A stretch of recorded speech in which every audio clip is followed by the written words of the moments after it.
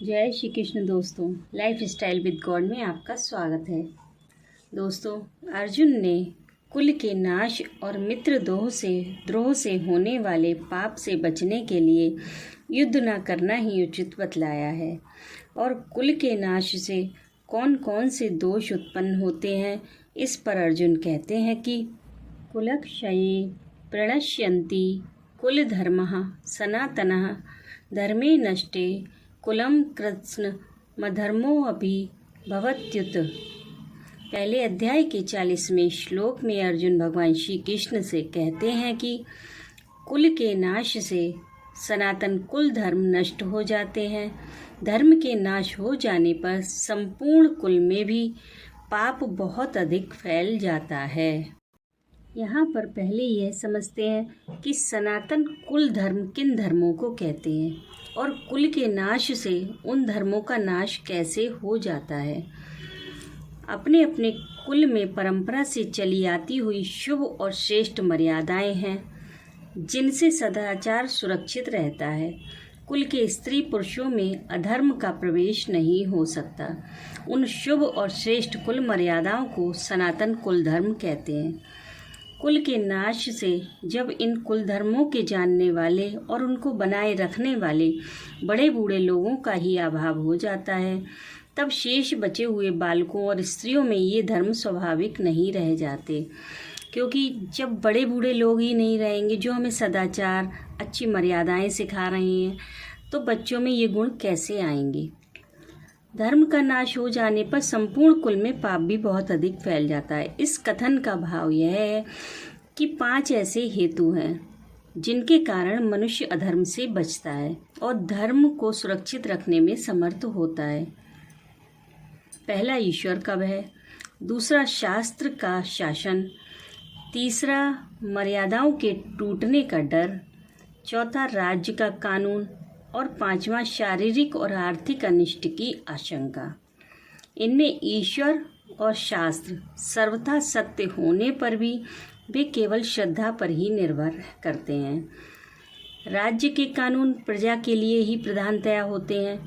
जिनके हाथों में सत्ता होती है, अधिकार होता है, वे उन्हें प्रायः नहीं मानते। शारीरिक और आर्थिक अनिष्ट की आशंका अधिकतर व्यक्तिगत रूप में ही हुआ करती है। एक कुल मर्यादा ही ऐसी वस्तु है जिसका संबंध सारे कुटुंब के साथ रहता है। जिस समाज या कुल में परंपरा से चली आती हुई शुभ और श्रेष्ठ मर्यादाएं नष्ट हो जाती हैं, वह समाज या कुल बिना लगाम के मतवाले घोड़े के समान हो जाता है। और ऐसा यथेच्छाचार किसी भी नियम को सहन नहीं कर सकता।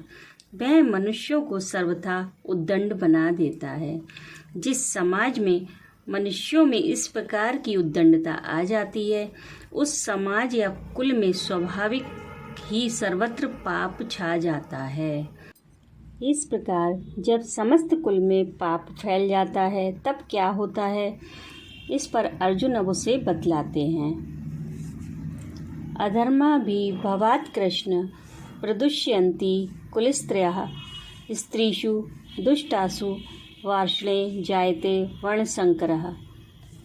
पहले अध्याय के 41वें श्लोक में अर्जुन कहते हैं कि हे कृष्ण, पाप के अधिक बढ़ जाने से कुल की स्त्रियां अत्यंत दूषित हो जाती हैं, और हे वार्ष्णे, स्त्रियों के दूषित हो जाने पर वर्णसंकर उत्पन्न होता है। इस श्लोक का तात्पर्य यह है कि कुल धर्म के नाश हो जाने से जब कुल के स्त्री पुरुष उद्दंड हो जाते हैं, तब उनकी प्रायः सभी क्रियाएं धर्मयुक्त होने लगती हैं और वे अपनी मनमानी करने लगते हैं। इससे पाप अत्यधिक बढ़कर सारे समाज में फैल जाता है। सर्वत्र पाप छा जाने से समाज के स्त्री पुरुषों की दृष्टि में किसी भी मर्यादा का कोई भी मूल्य नहीं रह जाता और उनका पालन करना तो दूर रहा, वे उसको जानने की चेष्टा भी नहीं करते।